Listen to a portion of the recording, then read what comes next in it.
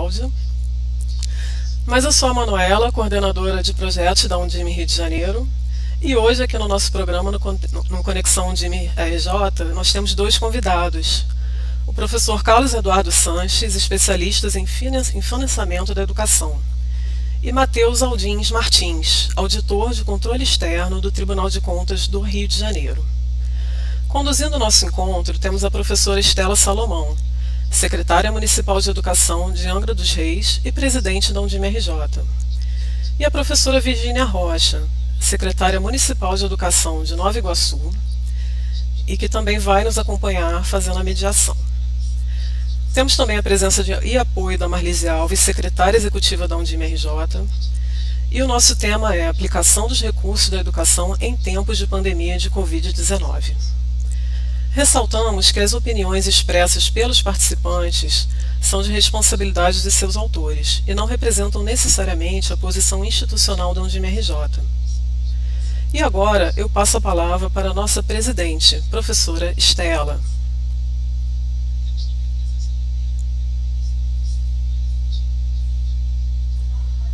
Boa tarde a todos. Quero saudar os nossos palestrantes dessa tarde, o nosso querido amigo Carlos Eduardo Sanches, né, que conhece bem as lutas dos dirigentes municipais, foi presidente da Undime Nacional, especialista, como Manuela disse, em finanças e um dos grandes nomes aí da formação no Conviva, conselheiro do Conselho Estadual do Paraná, uma pessoa que tem contribuído muito com a educação e a formação dos dirigentes municipais. Agradecer também ao auditor de controle externo, Matheus Aldins Martins, que já esteve conosco, né, em formações no TCE e também numa formação do CEIP na FGV, que a Undime realizou, sempre nos trazendo informações, considerações muito importantes. E saudar também a minha querida companheira aí, a Virgínia Rocha, de Nova Iguaçu, que fará mediação. O agradecimento especial, Manu, a você, né? A Marlise, por toda essa dedicação. Agradecer a presença dos conselhos municipais, de secretarias de finanças, seus técnicos, de controles internos das prefeituras, dos municípios, que também receberam o convite, porque esse live, desde que começou a pandemia, nós temos tido muita informação. Há uma rede de formação, uma rede colaborativa muito importante, mas muitas se debruçam ou no caráter sanitário ou pedagógico, da dimensão educacional, mas os gestores e a administração pública trabalham com planejamento, independente se tem data para a escola voltar, se a aula vai em setembro ou se não volta, a administração pública precisa se preparar. E para preparar, ela precisa saber que insumos ela pode contar, como classificar essas despesas, e hoje nos deparamos com uma lista de produtos, de insumos, EPIs, que não faziam parte do rol das atividades da educação. Então, o grande desafio que hoje o gestor tem, e na nossa rede da Undime, no grupo, vem sempre a pergunta: serão classificadas como MDE? Contarão como despesas para o 25%? A compra desses insumos que até então nós tínhamos como exclusivo ou de uso maior da Secretaria de Saúde, da área de saúde ou de assistência. Então, essa nós consideramos uma das lives e um dos temas de maior relevância, não só para o gestor, mas também para as suas equipes. E nada melhor, e a gente já agradece a participação do Carlos Eduardo, do Matheus, que são pessoas competentes, capacitadas para nos trazer o entendimento ou até mesmo os questionamentos que devemos fazer diante dos nossos processos administrativos e do nosso diálogo junto ao executivo. Talvez vocês não tragam a resposta absoluta, mas com certeza orientarão as ações dos gestores municipais para um tema tão relevante e que terá consequências depois na aprovação no pós-pandemia. Às vezes no nervosismo, na necessidade, na urgência, o gestor às vezes se vê impelido a a fazer determinados atos administrativos, compras, preparar, e não pensa que depois isso vai passar por uma fiscalização, nosso órgão de controle, tanto o nosso Conselho Municipal de Educação, pelo CACS, Fundeb, como o Tribunal de Contas, que é o nosso órgão de controle, poderá questionar erros materiais que talvez, se a gente tivesse tido uma orientação, não teria cometido. Então, esse é o grande objetivo, trazer esclarecimentos às equipes que cuidam do nosso orçamento, que cuidam da gestão da secretaria e também a todos nós gestores. O nosso agradecimento, e eu passo, então, a palavra ao Matheus, que é o auditor de controle interno do TCE, que vem dar a primeira contribuição da nossa live, da nossa tarde, acerca do assunto e de muito mais coisa que ele preparou com muito carinho aí para nós. Muito obrigada, Matheus, a palavra é sua. Muito obrigado, Estela. Quero agradecer a todos que estão participando, principalmente a Undime, né, que já não é a primeira vez que eu participo de uma palestra, de alguma ação da Undime, e é uma organização que se mostrou muito efetiva e que ajuda muito a administração pública como um todo, né? E acaba ajudando o tribunal e todo mundo. Agradeço ao professor Carlos Eduardo Sanches, a Manuela, que está ajudando a gente aí na condução, Maria Virgínia, Marilise, que eu fiz todo o contato, deu uns problemas de e-mail, não chegava e-mail para ela, mas no final deu tudo certo. É que tá dando aqui que tá dando buffer na transmissão. Uma abordagem que eu fiz foi mais ou menos de mostrar algumas coisas que já estão na lei, na legislação, e que mostra o que pode, o que não pode comprar, e para a educação a gente não tem uma coisa específica, uma lei específica, vocês podem comprar isso ou não, diferente do que da saúde, né? A saúde já saiu vários atos, vários ordenamentos jurídicos já regulando como tem que ser, mas ficou até um pouco esquecida a educação, porque os nossos filhos, alunos, eles estão tendo que ter aula online, estão sem aula, dependendo de cada situação, eles estão... A educação está sendo prejudicada como um todo, né? Quero agradecer também a Secretaria-Geral de Controle Externo, que me indicou para fazer essa live, a Secretaria-Geral de Planejamento e toda o escalão do tribunal. Enquanto nós estamos aqui conversando, qualquer servidor do tribunal, ele está dando uma opinião própria. Então, isso é bom deixar claro, né? A gente não está dando exatamente uma posição do tribunal. Quem dá a posição do tribunal é o plenário, a presidente e os conselheiros, né? Mas nós, como coordenador, como auditor de controle, a gente pode dar o que a gente entende, e ainda mais numa época de pandemia, que muita coisa é atípica, o plenário não enfrentou isso ainda, a gente não enfrentou isso, então a gente vai tentar dar algumas orientações, né, do que deve ser feito. Uma coisinha que eu acho que talvez o pessoal tenha que parar para pensar, eu lembro de uma palestra que eu dei lá na FGV, que a gente falou bastante de planejamento, né, da educação. E o planejamento tem tanto o plano anual de educação e as leis orçamentárias, né? Os gestores já fizeram essas alterações de acordo com o que está acontecendo nas pandemias? É a primeira pergunta que tem que se fazer.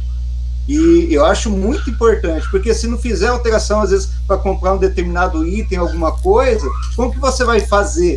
Como que você nem tem um item específico lá para comprar mais material de limpeza que vai precisar agora, né, nessa parte. Então, é um pequeno questionamento que eu acho bom todos os gestores fazerem nesse momento. Agora eu vou colocar uma pequena apresentaçãozinha, vamos ver se dá certo aqui.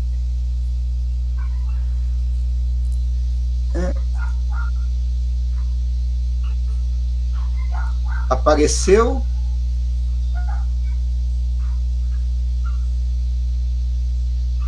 Não, beleza. Tá. Bom, eu trabalho desde que eu entrei no tribunal em 2014, eu trabalho na coordenadoria de contas de governo, que são as contas de governo dos municípios, né? E desde 2018 eu estou como coordenador da terceira CAC. Então tem 30 municípios que passam pela minha coordenadoria. Inclusive já estamos começando a fazer análise agora, tem vários processos chegando e a gente está iniciando as análises. Então, só para recapitular, os gastos que são possíveis com MDE. Então, só a remuneração e aperfeiçoamento pessoal docente, aquisição, manutenção, construção e conservação de instalação, equipamentos necessários ao ensino, uso e manutenção de bens e serviços vinculados ao ensino, levantamentos estatísticos, estudos e pesquisas de qualidade e expansão ao ensino. Primeiramente aqui, no item 1, eu já vejo de cara o que poderia enquadrar na pandemia. Teve algum tipo de capacitação, às vezes, para o professor que foi paga para fazer aula online? Às vezes algum curso, alguma mediação, sabe, que poderia ser utilizado. Nessa parte no item 2, de aquisição, manutenção, equipamentos necessários ao ensino. Às vezes os professores precisaram de algum notebook, alguma coisa para dar as aulas, né, online. Então, às vezes poderia ser utilizado com base nesse item da LDB.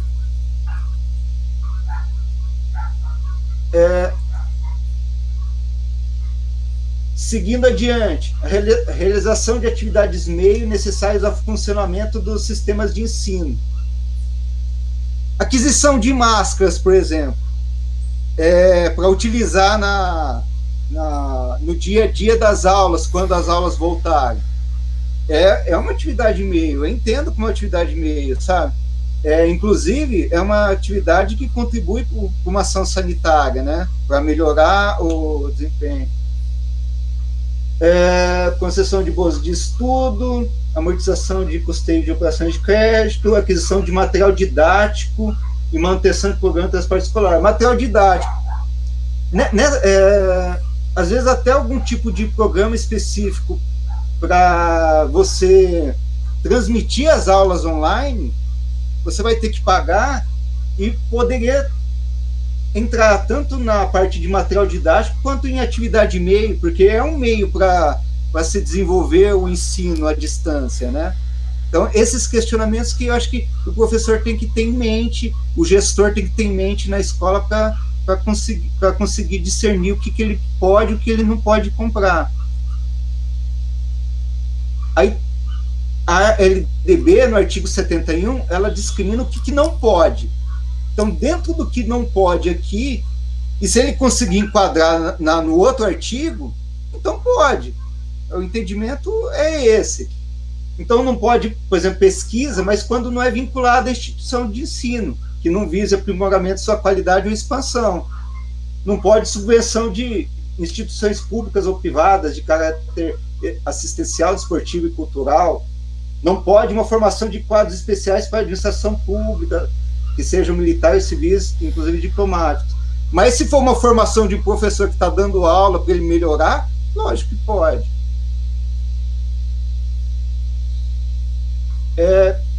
Programa suplementar de alimentação, assistência médica odontológica, farmacêutica, psicológica e outras formas de assistência social. Isso não pode. Mas a merenda escolar, a gente sabe que tem até uma decisão do tribunal que ela permite, dentro das capacidades da MDE. obras de infraestrutura, ainda que realizadas pelo beneficiário direto ou indiretamente a rede escolar, não pode, com os 25%. E pessoal docente e demais trabalhadores da educação, quando em desvio de função, ou seja, o professor não está trabalhando exatamente como professor, ele está trabalhando em algum outro local, aí realmente não pode entrar esse tipo de despesa.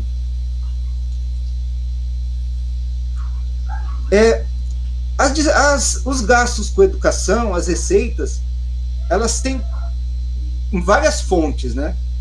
Uma das fontes principais é aquelas que compõem o MDE, e tem a outra fonte que é o do Fundeb, que acaba contribuindo também com o MDE, acaba contribuindo inclusive com os 25%, o Fundeb. Só que ele tem uma característica específica, por ele ser um recurso vinculado, 60% desses recursos tem que ser gastos com magistério. Aí todo o magistério, desde que esteja na função específica, sim. Mas tem alguns gastos do magistério que não podem entrar, por exemplo, o auxílio alimentação para o professor, nos 60% ele não pode entrar, mas nos restantes, nos 40%, ele pode.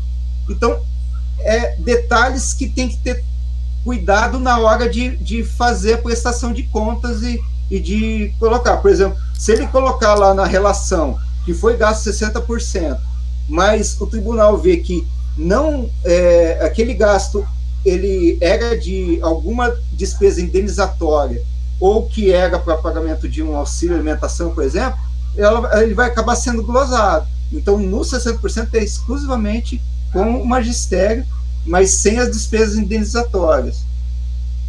E também está expressa o pagamento de inativos com o Fundeb. Então, esse quadro é mais para falar que, em regra geral, os 40% que não é o gasto com o magistério, ele pode ser gasto com todos aqueles gastos que estão na MDE. Todos os gastos que compõem os 25%, ele pode entrar nos 40%. Então, para deixar uma coisa um pouco mais simples de apresentar, né? Aqui tem um quadro que eu não vou falar um por um, para não estender, vou falar só algumas coisas próprias, mais pontuais. Opa, passou. Eu não estou conseguindo voltar. Aqui. Então, por exemplo, aquisição e distribuição de uniformes escolares. A partir desse ano não está podendo mais. Teve uma decisão do tribunal que, a partir de 2020, não está podendo gastar, nem no Fundeb e nem com gastos do 25% do MDE. Eu, particularmente, acho que é um pouco a mais, né, impedir isso, mas foi uma decisão, então a gente tem que respeitar. Aquisição de mantimentos de merenda escolar, não pode para o Fundeb, mas pode para o MDE. Medicamentos também não pode, pavimentação de vias para a escola, pagamento de despesas de exercícios anteriores não pode nem com Fundeb, nem com MDE, é sempre só para o exercício, né? A gente usa o regime de competência, né? Vamos passar para o próximo slide. Aqui falando das despesas com merenda escolar, né? Desde que feito com recursos próprios, são considerados para apuração do fim de limite de educação, de acordo com uma decisão proferida no processo, aí tem o número do processo. Mas isso está no material que eu já disponibilizei para todo mundo, então o pessoal pode entrar lá no link e baixar esse material, tá? O slide e algumas outras decisões. Cadê? Esse é um resuminho que é bom lembrar das decisões que foram entrando nas contas de governo. Então, a partir de 2018, as despesas com inativos elas não são mais consideradas como MDE. A partir de 2019, os gastos de educação eles são pelas despesas liquidadas e restos a pagar não processados até o limite da disponibilidade de caixa. Então, isso é o que está valendo para as contas do ano passado, que estão entrando agora no tribunal, e a gente vai começar a análise baseado nisso. Em 2019, também, o auxílio alimentação de caráter indenizatório para profissionais de magistério, ela só pode pelos 40% do Fundeb. Os royalties que estão entrando agora, começou a entrar o ano passado, né, do pré-sal, 75% tem que ser destinado para gastos com educação e 25% para saúde. Mas é bom lembrar que tem mais esse recurso, né, que pode ser utilizado com gasto da educação. Em 2020 agora, que é o ano que já está ocorrendo, então tudo para trás está valendo por esse ano, e mais isso que está aqui, que são as despesas, agora são só as efetivamente pagas do exercício, e as despesas com uniforme escolar, elas não serão consideradas para MDE e nem para o Fundeb.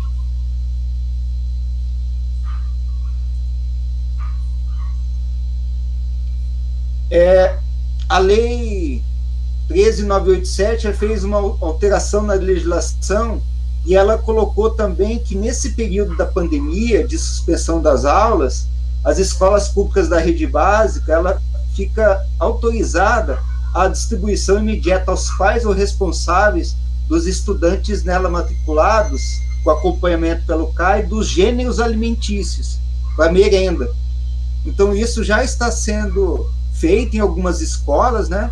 E aí é lógico que tem que ter um acompanhamento, é bom fazer uma relação de o que é que foi feito, como está sendo feita essa distribuição, né?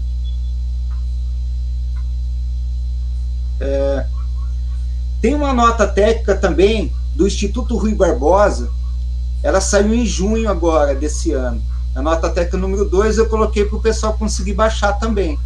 Ela orienta, o Instituto Rui Barbosa, ele orienta todos os tribunais de contas, de como é para ser as despesas, a atuação dos tribunais de contas.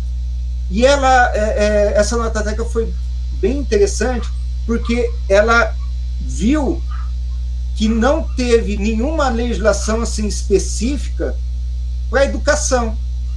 Teve para a saúde, orientando como deve ser as coisas, o direcionamento, a divulgação dos gastos, né, na saúde, mas para a educação ficou um pouco disperso. E a educação está perdendo bastante, né? A educação, eu vejo aqui pela minha filha tendo aula online, ao vivo, às vezes tem problema de conexão, problema de conteúdo. Então, essa nota técnica, ela é bem legal até para os municípios lerem as orientações dela. E ela define um espaço específico no sítio, na internet, lá dos entes públicos, com informações relacionadas aos vários aspectos da gestão educacional, especificando todos os dados relativos ao período da pandemia e do isolamento social. E aí, então, o que o município, o estado tem que fazer?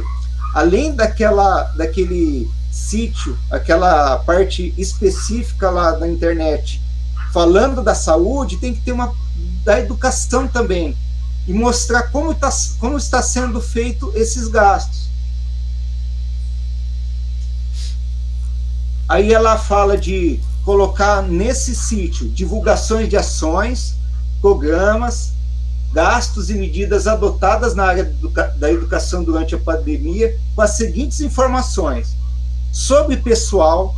Então, por exemplo, teve algum gasto a mais de pessoal com formação, por exemplo, do professor nesse tipo de pandemia? Os recursos orçamentais, como eles estão sendo gastos nesse período de pandemia? Como está sendo o financiamento desses gastos novos que apareceram nesses tempos? Às vezes até com compra de outro tipo de coisas, por exemplo, computadores, softwares para fazer as lives.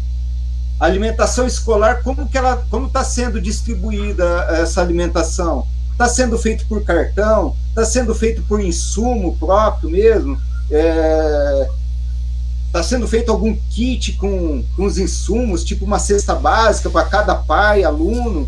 Então, quem foram os beneficiados? São informações que são importantes terem lá no site para ter um controle social também. O pai, o aluno, a sociedade poder entrar no site e ver como está sendo o direcionamento desses recursos.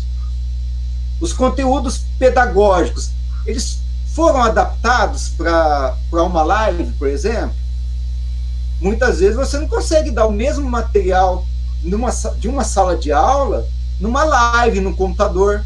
Então, foi adaptado esse conteúdo pedagógico para a pandemia. É bom orientar isso, mostrar o que aconteceu, quais foram as alterações que tiveram. Está tendo um acompanhamento efetivo pedagógico das crianças? Como ela está se desenvolvendo num ambiente online? Como está sendo a avaliação dessas crianças? Está sendo uma prova via software? Você tem que preencher um formulário? Como que está sendo isso? Quais são os canais de comunicação que estão sendo adotados pelo município para fazer as lives? Às vezes uma rádio ou uma TV escolar? Como que está sendo o estudo, né, durante essa pandemia? A formação e a capacitação dos profissionais de educação. Teve uma formação específica para isso?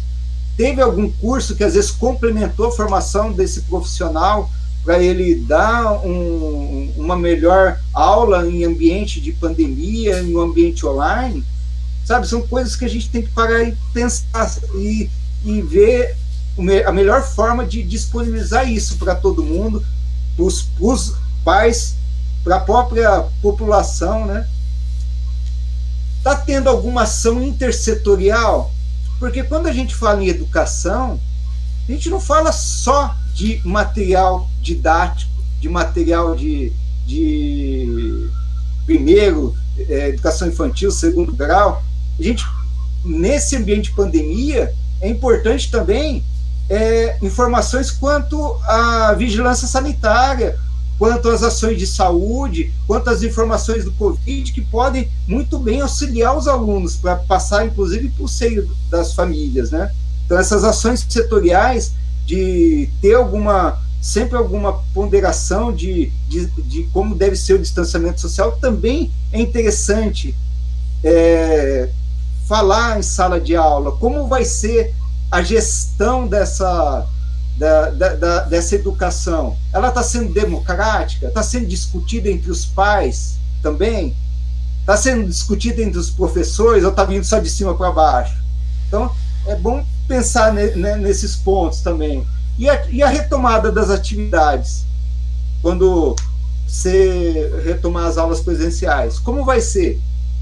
O pessoal já pensou se vai ser de uma vez, todo mundo vai chegar lá, 20, 30 alunos numa sala de aula, ou se às vezes essa retomada vai ser parcial. Uma parte vai continuar fazendo online, outra parte vai fazer presencial. Vai ter um rodízio. Então, são ações que todos têm que parar para pensar, para ter uma melhor transparência nos gastos públicos e um melhor controle social de todo mundo. Então, eu acho que da minha parte, deixa eu ver se eu tenho mais alguma coisa, é isso. Deixa eu interromper aqui. Eu sei que vão ter, provavelmente, muitos questionamentos, né? E agora eu vou passar a palavra para as próximas abordagens. Então, na sequência, a gente te agradece, Aldir, com certeza tem perguntas, né, Matheus? Mas a gente agora vai ouvir o Carlos Eduardo, que também vai trazer a sua contribuição e esquentar ainda mais aí o nosso debate, a nossa reflexão. Então, Carlos, a palavra está com você. Obrigado, Estela. Quero cumprimentar você, parabenizar você, toda a diretoria e toda a equipe da Undime Rio de Janeiro por organizar mais um evento, todos os eventos maravilhosamente bem organizados, importantes para os secretários de educação, para as equipes das secretarias de educação e também demais áreas das administrações municipais. Queria cumprimentar a Virgínia, queria cumprimentar a minha amiga Marlise, queria cumprimentar a Manuela e queria, Matheus, cumprimentá-lo e dizer que é muito importante a presença do tribunal em eventos como este. Tenho tido muitos trabalhos, faço muitas ações junto com alguns tribunais e sempre gosto de lembrar um grupo de trabalho que foca suas ações lá no Tribunal do Mato Grosso, especificamente na área de educação, e eu fico feliz porque eles sempre têm uma ação pedagógica. E aí, Matheus, quem está dentro de uma secretaria de educação, se erra pelo acúmulo de excesso de trabalho, se erra porque não dá tempo de acudir tudo, se erra porque nem sempre dá tempo de aprender tudo. Mas certamente os professores, os educadores, ao caminharem para as secretarias de educação, eles levam junto com eles, dentro do peito, aquilo que é a mais importante, a de mais importante na educação, que é o desejo, a vontade de ver uma sociedade melhor e transformada.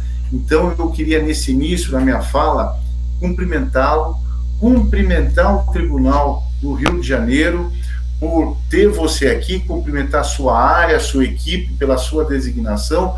Isso é extremamente importante, é preciso fazer esse registro e esse reconhecimento. Mas queria, Estela, dar boa tarde para todo mundo, cumprimentar todas as pessoas que estão aqui participando, é um privilégio. Estou vendo e estou recebendo aqui no WhatsApp, tem gente até do estado do Pará assistindo e participando aqui, de outros estados também. Isso é legal, é integração. Isso é um time. Integração das Undime, integração dos secretários, das equipes da secretaria, e eu fico muito feliz de ver tudo isso aqui, Estela. Parabéns, isso é resultado do trabalho aí da Undime Rio de Janeiro, tá? Parabéns mesmo. Vou compartilhar o material que eu preparei aqui, não será possível aprofundar tudo, mas a Manuela vai providenciar que todos recebam, e trouxe aqui bastante coisa que vai ficar para todos vocês, mas para que a gente possa falar um pouquinho nessa conexão Undime desse dia 30 de junho, e chegamos na metade do ano, Estela, nós precisamos entender um pouco mais a estrutura e o funcionamento da educação. Eu não vim aqui pregar para os convertidos, não é essa a minha intenção, evidente que não é, mas queria, até por conta do contexto, e nós já tivemos oportunidade de conversar com o Undime Rio de Janeiro durante essa pandemia em outros momentos, mas por conta do contexto eu queria retomar algumas coisas que são essenciais e são importantes. Por quê? Nós estamos essa semana num movimento nacional muito forte, a Undime Rio de Janeiro muito engajada nesse movimento para que o Fundeb seja votado. Só para lembrar, aqueles que eventualmente não estejam atentos, dia 31 de dezembro acaba o Fundeb. E o Fundeb foi, e quando eu entrei na Undime eu não posso contar a data, senão a Estela vai ficar brava, mas a Estela já lutava por financiamento faz tempo, hein? Isso foi em 1900 antigamente. Mas o Fundeb acaba no dia 31 de dezembro, e se nós não tivermos esta aprovação de uma emenda constitucional que torne o Fundeb permanente, nós teremos um risco terrível para a continuidade e funcionamento da educação pública brasileira. Eu conversava na sexta-feira, e o André, que já foi presidente da Undime Rio Grande do Sul, é secretário de Rio Grande, cidade de Rio Grande, lá no Rio Grande do Sul, pediu, e eu fiz um cálculo, e a cidade dele, se acabar o Fundeb, perde o ano que vem 54 milhões de reais. E aí imagino que isso pode ser na tua cidade, você que está participando aqui conosco. É um tanto quanto desesperador. E mesmo votando o Fundeb, a gente não consegue, Estela, resolver todos os problemas de financiamento da educação, porque a gente tem uma trava constitucional que é extremamente complicada e perversa. Mas num momento como esse, que é um momento de pandemia, a gente sente esta trava de uma maneira mais intensa, mais pesada, mais doída. Por quê? O artigo 211 da Constituição, Matheus, você que bem sabe, estuda e trabalha com isso diariamente, é extremamente perverso dentro desta organização da República Federativa, porque na área da educação, ao estabelecer o regime de colaboração para a oferta de educação, acaba impondo aos estados e, sobretudo, aos municípios uma responsabilidade excessiva, em detrimento de que a própria União tem uma responsabilidade reduzida, diminuída na oferta da educação básica. E a estrutura de financiamento da educação, e o momento que a gente vai viver agora com uma queda abrupta de receita, e daqui a pouco a gente fala disso, deriva também dessa situação de estrutura da República Federativa. Porque a Constituição vai lá e fala, olha, educação infantil é responsabilidade das prefeituras, ensino médio é responsabilidade dos estados, ensino fundamental é responsabilidade dos dois. Mas e a União? A União cuida da rede federal. Rede federal formada pelas universidades federais e na educação básica por alguns cursos nos institutos federais e por poucos colégios militares. E aí o governo federal é responsável por 0,09% das matrículas de educação básica no Brasil. E quando a gente vê esse desenho completamente desequilibrado, nos remete, Marlise, a uma situação que piora cada vez mais. Por quê? O governo federal concentra, a partir desse dispositivo e da estrutura da Constituição Federal, o maior volume de receitas. De cada R$10 arrecadados no Brasil, R$5,71 ficam com o governo federal. Só que o governo federal que concentra a receita é quem menos investe em educação. E o cenário piorou muito a partir de 2018, quando a Emenda Constitucional 95 estabeleceu um teto de gasto na esfera federal. Isso reduziu ainda mais, porque a participação do governo federal no financiamento da educação, neste momento, até o ano passado, estava em 16%, financiamento da educação básica pública.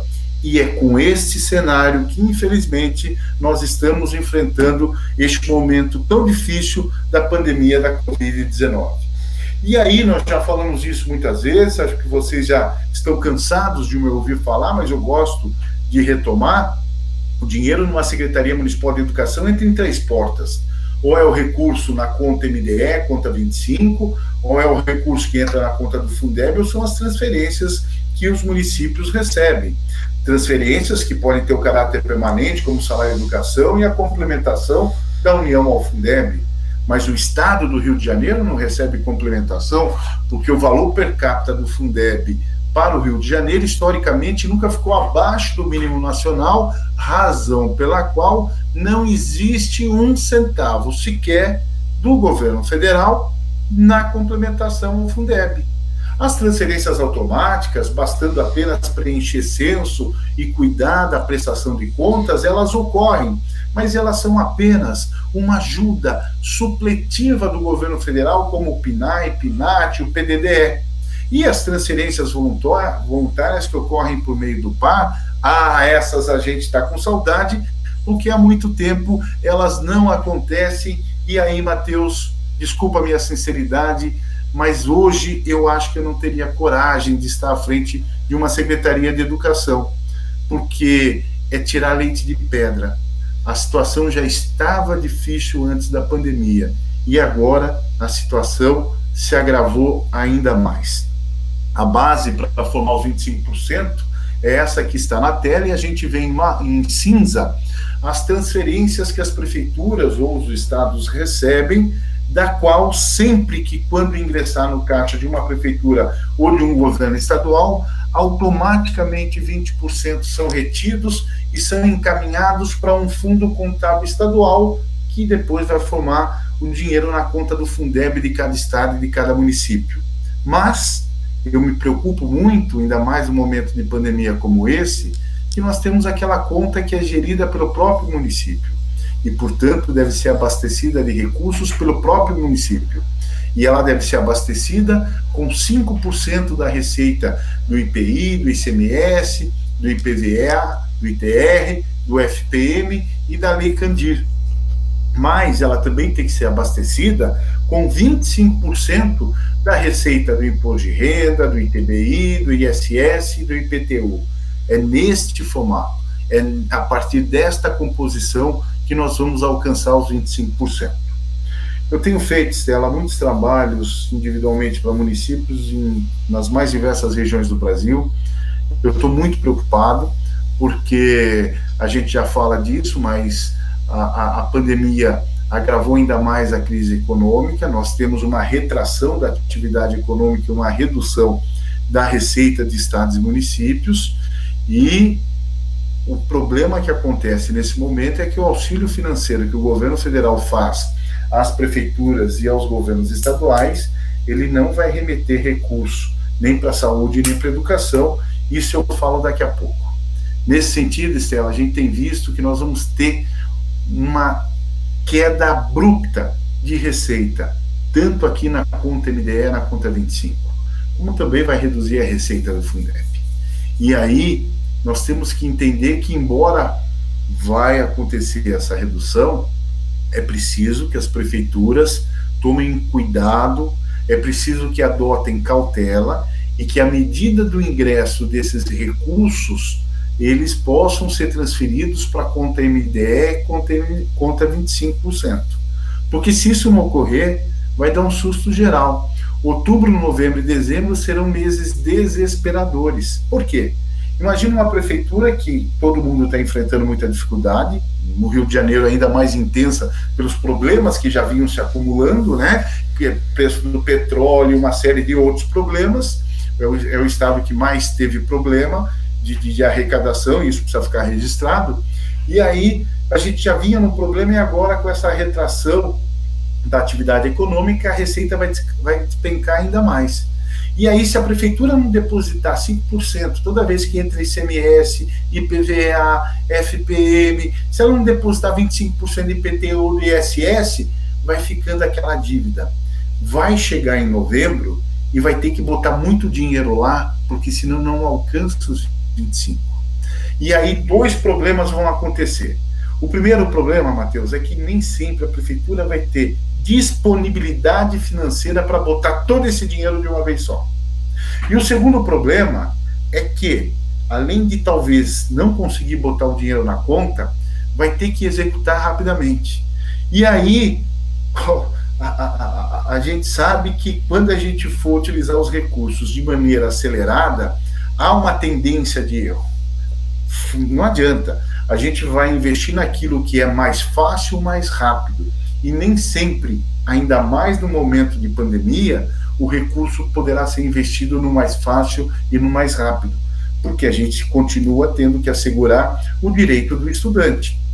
E sempre também é importante lembrar que o recurso, ao ir para o Fundo Contábil Estadual, 20% desses impostos que aqui estão na tela, não significa que nós vamos receber na nossa conta do Fundeb o mesmo valor, muito pelo contrário, isso está dependendo do número de matrículas do ano passado. E aí a gente pode ganhar ou pode perder dinheiro do Fundeb, e a situação se agrava à medida em que se materializa esse ganho ou essa perda. Mas a distribuição do dinheiro no Fundo Contábil Estadual, ela ocorre por dois fatores: é o número de estudantes que está lá, já definido no censo do ano passado, e o valor da matrícula para este ano. E aí eu tenho aqui os valores das matrículas, os per capita. Opa, ficou Paraná, perdão, aqui eu vou alterar, mas os valores estão certos, são os valores do Rio de Janeiro. E aí eu vou dizer uma coisa, Estela, não deverá ocorrer este valor que está aqui. Por quê? Com a queda de receita e com a não participação desses recursos que integram o auxílio financeiro do governo federal, a não participação, a não subvinculação deles para compor o Fundeb, a receita do Fundeb vai ser bem menor. E aqui eu peguei um município qualquer, estou mostrando uma série histórica, e vou dizer para vocês, é preciso acompanhar atentamente a receita total de impostos e transferências e a destinação para alcançar os 25%. Tira aquilo que já vai deduzido para o Fundeb e aí bota mais 5% dos impostos que fazem parte do Fundeb. Mas tem que pegar os 25% dos impostos que não fazem parte do Fundeb. Tem que pegar, e isso tem que ser depositado com frequência, na devida frequência, conforme previsto no artigo 69, parágrafo 5º da Lei de Diretriz Base da Educação, ao final de cada 10 dias, porque senão não vai ter receita que vai alcançar os 25%. E aí, aqui a composição do Fundeb de um determinado município. Lembrem que essa situação de ganhar e perder dinheiro do Fundeb ela varia muito de acordo com a realidade da estrutura da rede, o perfil das matrículas e o número total de matrículas de cada rede de ensino.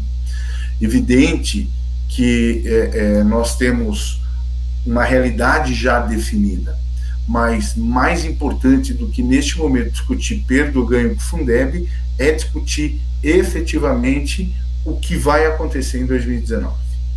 Porque esta diminuição da atividade econômica vai fazer a receita despencar, infelizmente. E quando nós estamos falando do auxílio financeiro, e depois, para quem ainda não viu, a Manuela vai mandar para vocês uma parcela do que cada município recebeu. Ela vai mandar uma planilha, eu vou encaminhar para ela, do que cada município recebeu de auxílio financeiro do governo federal. São 4 parcelas, a primeira parcela entrou agora no último dia 9, dia 10, tá? Este dinheiro, ele é extremamente importante e há que se reconhecer o esforço do Congresso, do governo federal, para recompor a perda de arrecadação dos estados e municípios. Esse dinheiro, inclusive, vai entrar na conta do FPM. Só tem um problema. Desse dinheiro, nada vai para a base de cálculo dos limites de educação e saúde. Portanto, esses recursos não participam do processo de vinculação nos 25%. E eles também não integram a base de composição do Fundeb. E não é por outra razão que este movimento nacional, liderado pela campanha, com a participação da Undime e uma força grande da Undime Rio de Janeiro, neste momento lança uma grande campanha para votar logo o Fundeb, mas já estima uma queda média de 21%. E eu vou dizer uma coisa para vocês, não sou pessimista, muito pelo contrário, mas a depender do município do Rio de Janeiro, Matheus, a queda será ainda maior nos 25% e no Fundeb, por conta da composição da base arrecadatória de cada município. Entretanto, a gente tem que lembrar, e eu vou cumprir o tempo já, Manuela, que o direito à educação continua em vigor, apesar da pandemia. E para assegurar esse direito, nós temos que adotar uma nova postura frente a essa nova realidade. Nós temos que inovar no processo de gestão. E aí fica aqui uma sugestão e uma recomendação, Estela, para que sempre, todo mês, a partir de agora, desde sempre, a gente sente lá na prefeitura e vai ver no primeiro, no 11º, no 21º dia, quanto que ingressou de FPM, ICMS, Lei Candir, de ITR, PVA e de OF Ouro. Acho que nenhum município do Rio de Janeiro arrecada ouro, mas também quanto arrecadou de IPTU e ITBI, e claro, juro, dívida ativa e tudo mais, né? Por quê? Nós temos que garantir o depósito na conta MDE, na conta 25%. Se esse depósito não for feito com frequência, vai gerar um déficit e lá na frente a prefeitura não vai ter dinheiro para dar conta disso. Não atingir os 25%, não adianta a gente ir lá e falar: Matheus, eu participei das suas falas da Undime. O Matheus não pode fazer nada, porque a legislação está aí, a legislação está posta. Gente, cuidado. Apesar da pandemia, haverá eleições, independente do resultado da eleição, este ano fecha um ciclo de gestão. Mais importante do que ganhar a eleição é fechar as contas em dia, para evitar dor de cabeça que pode durar muito tempo na vida de todo mundo. E aí, Matheus, pegando uma carona um pouco no que você estava falando, eu recomendaria neste momento que todas as secretarias de educação pudessem reorganizar o seu planejamento orçamentário e financeiro. Você já disse isso. E aí, se está diminuindo a receita, e se eu tenho outras despesas que inicialmente não estavam previstas, eu tenho que voltar e eu tenho que visitar a lei de diretriz orçamentária, eu tenho que visitar a lei orçamentária, e eu tenho que providenciar alterações. Mas eu diria que para que a gente possa garantir adequadamente o cumprimento dos 25%, o atingimento de 95% do Fundeb empenhado e liquidado, conforme recomendação recente do próprio tribunal, que eu estava vendo agora, Matheus, até 30 de dezembro, nós temos que adotar uma nova postura. E onde a gente tem feito isso, vou dizer que dá trabalho, mas é, de certa forma, uma salvação para o prefeito e para o secretário de Educação. Por quê? Com a previsão de recursos que a gente tem que atualizar a cada 10 dias e saber quanto hoje, a hora que eu fechar hoje, dia 30. Então, dia 30 amanhã eu vou levantar o dinheiro dia 1º.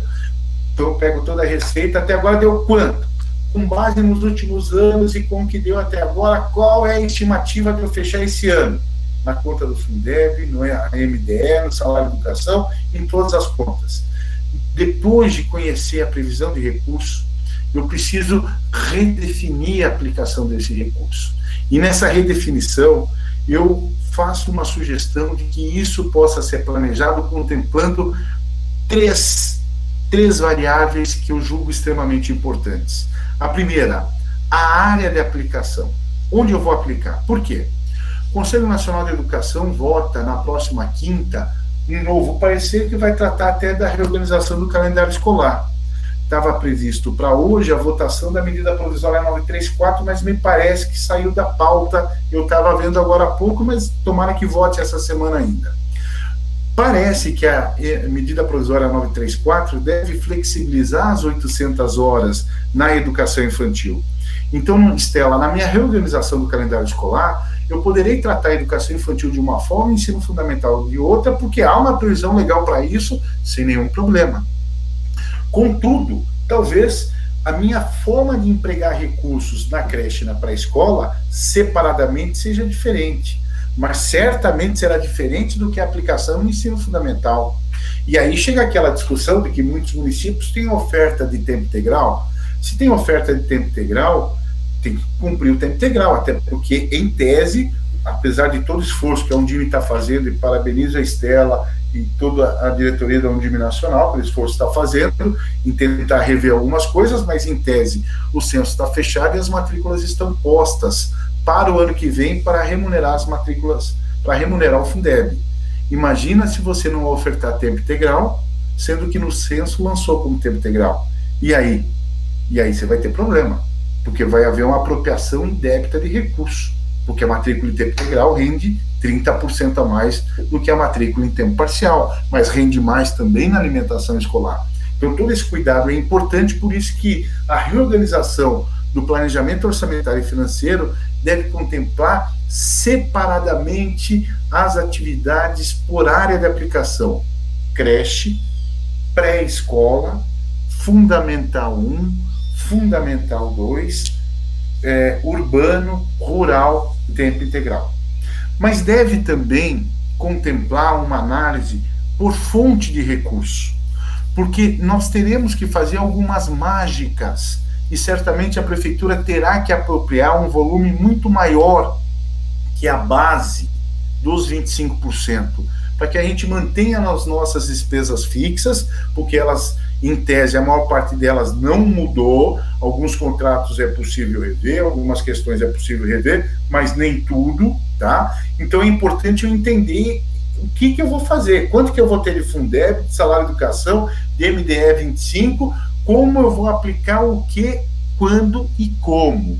E depois por elemento de despesa. Por que isso, Matheus? Olha só, me preocupa muito o fechamento das contas desse ciclo de gestão.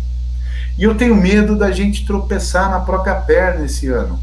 Tropeçar não na vontade de errar, mas tropeçar, talvez, na impossibilidade de dar conta de tudo ao mesmo tempo.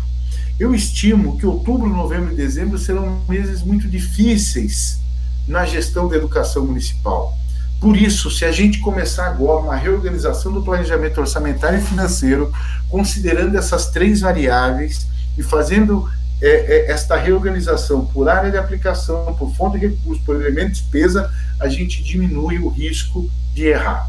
Mas é preciso continuar providenciando o registro das informações no SIGPC. Não ouvi falar no Rio de Janeiro, senão aqui publicamente trataria disso, mas em outras regiões do Brasil, eu sei de secretarias que fecharam as portas e um dia vão voltar. Quero ver se nessa cidade poderá haver aula esse ano, porque talvez nem poderá haver aula esse ano, né? Então imagina o caos que vai ser, Estela. E também é importante, Marlise, providenciar o registro das informações no CIOP, nos 30 dias após o fechamento de cada bimestre. E aí eu sei que o grande problema está na reorganização do calendário escolar, porque nós teremos que aplicar um volume maior de recursos, porque ou teremos que ampliar a jornada, ou contratar mais professores, e eu conversava, antes da gente começar, que é extremamente importante podemos demonstrar qual era a realidade de despesa com pessoal, por escola, por servidor, por professor, na Secretaria de Educação, antes da interrupção das aulas. O que foi trabalhado durante e como vai ser essa reorganização para depois, no retorno das aulas, lembrando que cada um voltará no tempo e na hora de voltar, vamos ter que adotar algumas estratégias pedagógicas, entre elas a oferta de um sistema híbrido de aula presencial e não presencial. Por quê? Talvez na tua turma de terceira série, com 25 alunos, você vai ter 3 grupos. Um grupo que vai para a escola na segunda e na quinta, o outro que vai na terça e na sexta, e o outro que vai na quarta e no sábado, porque talvez não vai poder ter mais que 8 crianças em cada turma, por conta do distanciamento, das recomendações da autoridade de saúde, e vai ter que contratar mais gente. Ah, mas agora tem a Lei 173 de 2020, que mudou o artigo 21 da Lei de Responsabilidade Fiscal. Mudou mesmo. E é por isso que eu estimo, já que não se pode aumentar a despesa com o pessoal, e depois gostaria de ouvir o Matheus sobre isso também, por gentileza, Matheus, que a Secretaria de Educação precisa ter um planejamento comprovado do que era inicialmente o ano letivo, Estela, do que deverá ser daqui para frente, e que demonstre efetivamente a necessidade de ter ampliação de jornada de professor, suplementação de carga horária, seja lá qual for a nomenclatura, ou até contratação de pessoal por tempo determinado, para cumprir o direito constitucional de oferta, direito à educação. Então, se nós não tivermos as coisas diagnosticadas, planejadas e comprovadas, materialmente comprovadas no papel, a gente vai ter dor de cabeça com o tribunal. E aí é muito importante que esse trabalho seja feito com muito cuidado, porque senão vai caracterizar como uma simples elevação da despesa com o pessoal, e aí a gente vai ter problema com os órgãos de controle e de fiscalização. Lembrando que neste momento todas as previsões contidas nos planos de carreira desde o dia 27 de maio não podem ser implementadas por conta da vigência da Lei 173, da Lei Complementar 173. Então, concessão de evolução na carreira, seja qual for o tipo de evolução, não é possível. Já estou encerrando, Estela. Contagem de tempo para licença-prêmio está suspenso. Tudo está suspenso. E aí, recomendo um cuidado muito grande ao tratar dessa questão da elevação da despesa com o pessoal, para que a gente possa fazer um diagnóstico efetivo do tamanho da educação e do tamanho do magistério dentro da despesa com o pessoal. Eu já contei para vocês e já fiz algumas análises aí de alguns municípios aí no estado, a gente já tratou disso da última vez, mas nem sempre ultrapassar os limites de gasto com o pessoal definidos pela Lei de Responsabilidade Fiscal tem na educação o seu principal adversário, o seu principal culpado. Nem sempre isso é verdade. Acabei de fechar a pesquisa de todas as capitais do Brasil, vou contar para vocês. De 2015 a 2017, a lei do piso e o cumprimento do piso não inviabilizou nenhuma capital do Brasil. Muito pelo contrário, o problema estava em outras áreas. Apenas para contar, trago aqui para vocês as previsões da lei eleitoral, que precisam também ser observadas este ano, e encerro, Estela, dizendo que é extremamente importante neste momento adotarmos uma nova postura e uma nova prática de gestão. E aí, nesse contexto, Matheus, à medida que você foi falando, eu fui procurando, e eu vi que existe lá esta decisão do tribunal, a 261-2768-2001, relativa à alimentação escolar dentro dos 25.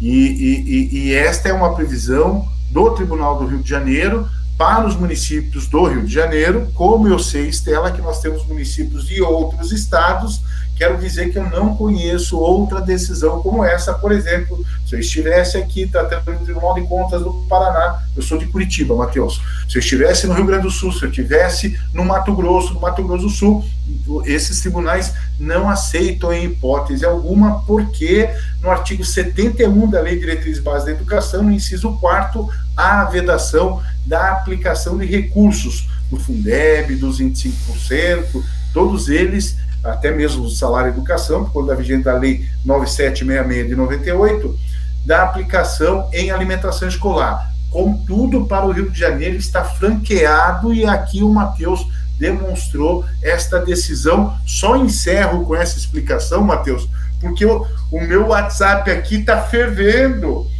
Muita gente de outros estados, Estela, tem gente dos estados, o povo tudo perguntando aqui, ué, por que no Rio de Janeiro pode, aqui não pode? Porque é uma decisão do Tribunal do Rio de Janeiro e tem que ser respeitada. Desculpa se eu estourei um pouco o tempo. Não. Virgínia, só me permite, eu vou passar a palavra para você, mas te ouvir, Carlos, adorei a fala também do Matheus, assim, eu tenho certeza que temos muitos questionamentos, mas você é aquela sensação, a gente fica louco para te ouvir, é uma alegria te ouvir, mas você provoca pânico. Você deixa todo mundo de cabelo em pé. É aquela coisa do parque da diversão. A gente olha a roda gigante, vamos, mas é aquela sensação da montanha-russa. Você provoca frio, né, no estômago da gente, nos chamando a essa responsabilidade, mas com essa forma amorosa, né? Com essa forma que você tem didática de nos orientar. Bom, eu vou passar, então, a condução para a Virgínia, que vai mediar essas perguntas, mas, assim, dizer da grandeza das informações trazidas por vocês, do quanto já nos faz repensar, da vontade de levantar e reunir equipe para começar a trabalhar em cima das orientações. Virgínia, está com você. Isso, Estela. Boa tarde a todos. Agradeço a presença dos nossos palestrantes. Muito obrigada. Foi muito bom esse primeiro momento. E a nossa secretária executiva e a nossa coordenadora também, a Marlise e a Manuela, que estão aqui, né, Estela? Mas, assim, aproveitando que nós estávamos com o professor Carlos Eduardo Sanches, tenho uma pergunta aqui do slide. Você falou sobre a redução dos recursos, sobre a formação dos 25% destinados ao MDE. Existe uma projeção percentual para cada município, a gente pode dizer assim, de acordo com dados estatísticos, mas diante da situação da pandemia, a gente pode colocar qual é o percentual médio de queda desses recursos pós-pandemia, porque nós temos exatamente essa pergunta. Existe essa projeção de repasse? Olha, é difícil a gente estimar, por isso que os trabalhos que a gente tem feito, Matheus, a gente vai calcular município a município, trabalhando com uma tendência, o que deve acontecer a partir de agora, para tentar projetar. Por exemplo, Nova Iguaçu, a gente faz hoje uma análise de Nova Iguaçu e desenha uma tendência para 2020. Daqui 15 dias, essa tendência muda, é maior ou pior.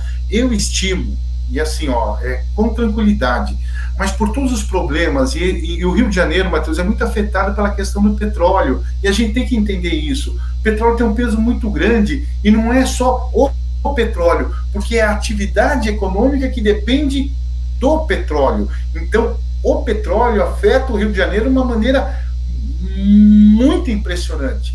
E eu estimo que nós poderemos ter no Rio de Janeiro uma queda de Fundeb superior a 20% em média. Em média. É só calculando 1 a 1 para a gente ir vendo e ir calculando o ano inteiro e acompanhando e assim, Estela, montanha-russa mesmo. E por isso a necessidade da reorganização do planejamento orçamentário e financeiro, muito bem colocado aqui para a gente, né, Estela? Vontade já de sair para a reunião, né? Mas, assim, voltando para o nosso auditor, o Matheus Aldin, a gente tem algumas perguntas falando sobre a questão da gestão democrática. dos conselhos escolares, a função desses conselhos nesse momento, se eles devem exigir até mesmo EPIs para as entidades executoras, insumos para efetuar essa compra, a posição do conselho escolar, a gente pode dizer assim, várias perguntas sobre essa questão. E o senhor colocou muito bem na nota técnica lá, no Instituto Rui Barbosa, número 2 de 2020, que fala exatamente sobre, na questão do isolamento social, esse acompanhamento efetivo pedagógico, a formação de ações intersetoriais e ter também a questão da gestão democrática funcionando efetivamente e a questão do controle social, a transparência disso, né? Então, assim, qual é a orientação e a recomendação do senhor como auditor relacionado aos conselhos escolares e como que a Secretaria de Educação precisa fazer este momento acontecer e essa função acontecer no município? Sim. Primeiro eu quero parabenizar o Carlos, que foi brilhante a palestra, e ratifico praticamente tudo que ele falou do planejamento, principalmente da queda de receitas. Isso é uma preocupação intensa mesmo, que vai ocorrer, infelizmente, no Brasil inteiro, né? E eu fui auditor do Tribunal de Contas do Paraná também. Eu fui em 93, aí eu passei também do Rio, acabei vindo para o Rio. Que legal, que legal. Fiquei 1 ano e meio lá, mas é bem bacana, gostei de lá. Voltando para a pergunta, o papel do Conselho é fundamental nessa gestão democrática. Os membros do Conselho têm que estar atentos a tudo que está ocorrendo, fazer uma parceria realmente com a Secretaria da Educação e escolherem a melhor forma de tomarem as medidas. O papel do Conselho, tanto é que muitas vezes, quando eu vejo a prestação de contas, eu faço questão de ler o relatório do Conselho, porque muitas informações, às vezes, você tira dali, e às vezes auditorias acabam sendo iniciadas por conta das informações dos Conselhos. Então, não pense que é um papel que ninguém vê. A gente vê, sim, está de olho, e realmente é um papel fundamental, tá, o do Conselho Escolar. Acho que é isso. Exatamente, mas sempre uma ação de parceria, né? Eles precisam estar juntos, apoiando, para a gente poder avançar juntos, né? Principalmente nesse momento de pandemia que ninguém planejou, né? Podemos dizer que iria acontecer. Agora tem uma pergunta que ela também está sendo repetitiva e já está aqui, e eu vou fazer diretamente. Eu sei que o auditor colocou lá no início o que é despesa do MDE, o que não é, de acordo com a LDB 70, 71 e tal, e o senhor explicou ali perfeitamente, mas tem uma pergunta que está repetida e a gente vai ser direto. Podemos ou não podemos comprar equipamentos de proteção? Eu entendo que lá na LDB, no artigo 70, deixa eu só voltar para ver exatamente qual que é o inciso aqui. No inciso...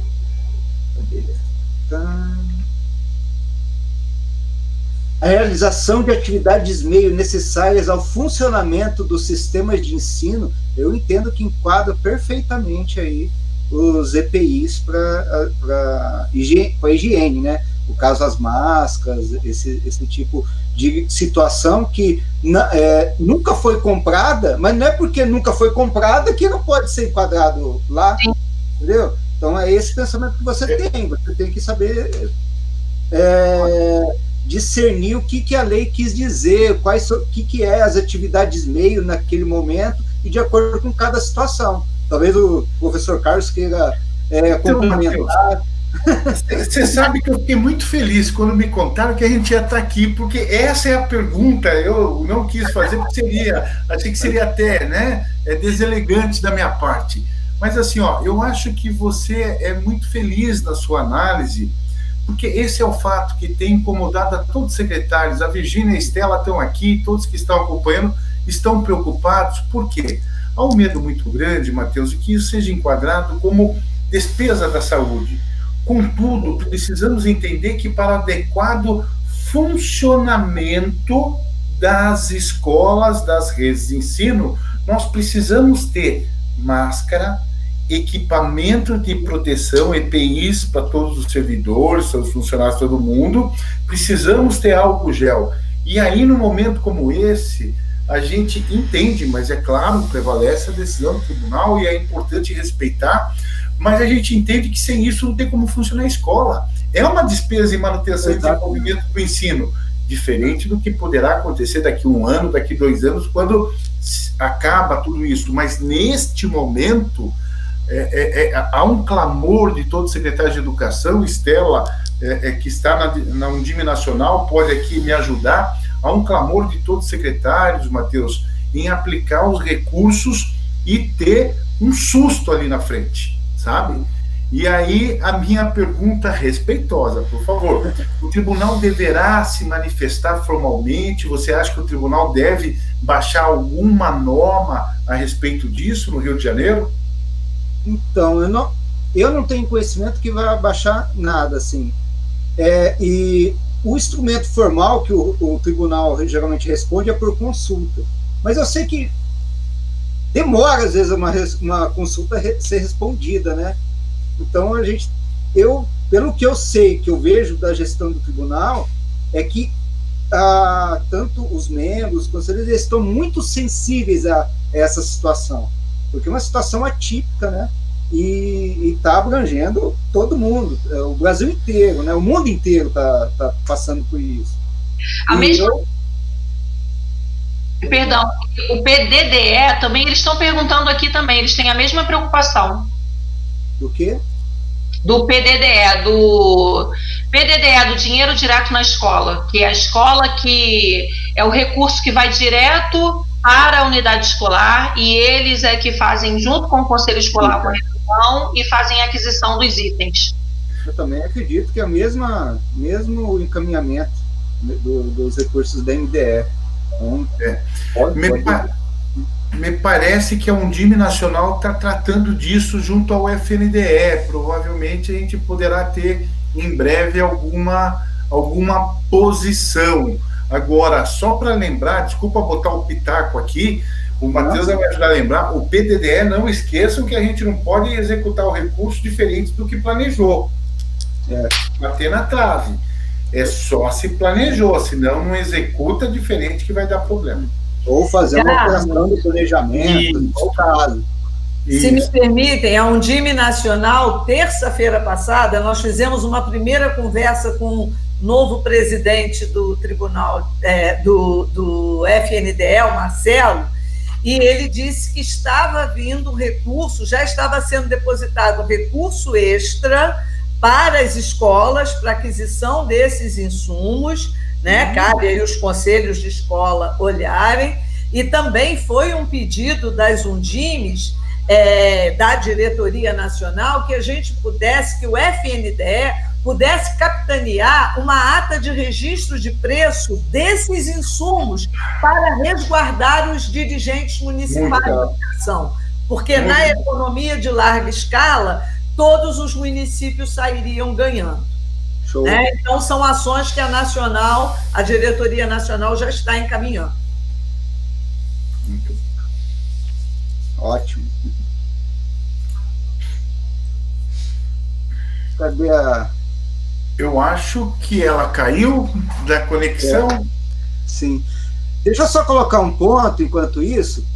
Eu achei muito interessante e, infelizmente, eu vejo assim, que muitos municípios acabam não seguindo, mas o que o professor Carlos colocou, que é o repasse exatamente como está lá na LDB, que tem os dias certos para repassar, ou seja, mensalmente, o valor de MDE tem que ser repassado. E, infelizmente, pela execução que a gente vê no tribunal, muitos municípios acabam deixando para executar mais para o final do ano. E se fazer isso nesse ano, realmente vai dar ruim, né? Não vai ficar legal. A chance de dar errado é muito grande. Concordo.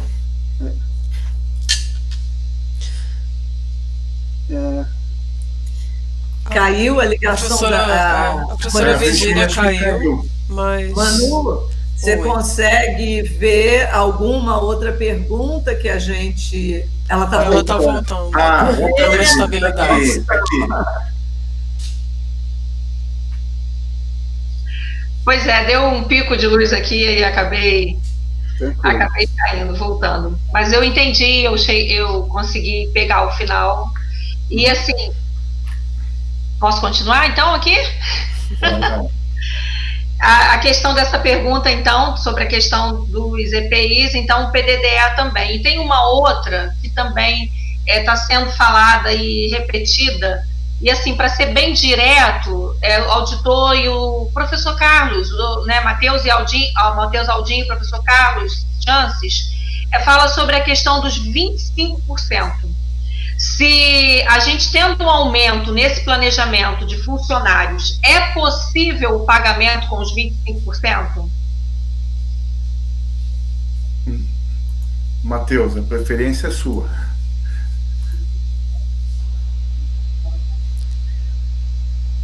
Sim, os 25% ele é o mínimo, né? Você pode aumentar.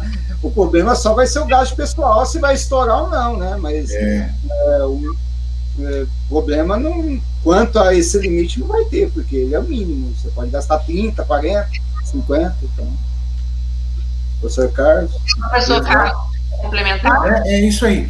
É assim, ó, mais do que nunca, o planejamento orçamentário neste momento é importante, assim como é importante, Virgínia, realizar um diagnóstico sobre a composição da despesa com o pessoal. O que acontece, Matheus? Via de regra, as prefeituras no Brasil, nos últimos anos, elas tiveram uma elevação de despesa com o pessoal na área da saúde, e essa elevação ocorreu porque os prefeitos melhoraram a qualidade do serviço prestado. Eles aderiram aos programas do governo federal, implementaram unidades de saúde e, junto com as obras, veio o custo permanente de manutenção. Só que o recurso do governo federal custeou apenas as obras e os equipamentos. Entretanto, um equipamento de saúde, cada real investido em construção, ele vai te custar R$ 1,50 para manter depois. Na educação, cada real investido em construção vai te custar R$ 1,20, R$ 1,30. Professor Marcelino da USP tem essa conta, mas no mínimo R$ 1,20, R$ 1,30, até R$ 1,50 se for educação infantil, em relação ao que custou para manter, né? Para manter. E aí cresceu muito a despesa com o pessoal na área de saúde. Isso desequilibrou um pouco as prefeituras. Se a gente fizer um raio-x nas prefeituras de 10 anos para cá, é mais ou menos esse panorama, ele é mais ou menos geral, ele mais ou menos se repete em todos os municípios. Isso provoca um desequilíbrio, e aí os municípios enfrentam problemas de cumprimento da lei do piso do magistério, em que há uma elevação evidente, mas as prefeituras estão estouradas, muitas vezes. Quadro inchado tem, claro que tem. Excesso de pessoal tem lugar que tem, mas não é todo lugar. A maior parte dos lugares, a extrapolação do gasto com o pessoal se dá por conta de que as prefeituras assumiram os programas na área de saúde. E esse é um grande problema. E o Matheus nos lembra aqui, Virgínia, para encerrar essa tua pergunta, que é possível gastar mais que 25 sem problema nenhum. Contudo, é preciso também respeitar os limites de gasto com o pessoal e não ampliar a despesa com o pessoal desordenada, porque a ampliação está vedada neste momento. Eu entendo que quando precisar de professor para o aluno não ter que ir embora, quando você retomar as aulas presenciais, tiver que botar professor, por exemplo, no lugar daquele que está no grupo de risco, que tem mais de 60 anos e tal, você vai ter que ampliar a jornada, vai ter que contratar mais professor, vai crescer, porém tem que comprovar. O que não pode é fazer uma despesa verbal, né? As coisas têm que se materializar, têm que ser comprovadas na administração pública. Exato, muito bem lembrado o ponto, que agora nesse período tem as vedações que tem que ser respeitadas.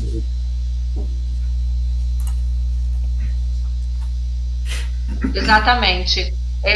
A gente termina aqui o nosso momento de perguntas, né? Eu vou agora passar para as considerações finais, tanto do TCE quanto do nosso especialista. Então, nós passamos para as considerações finais do auditor, né, do TCE, o Matheus Aldin.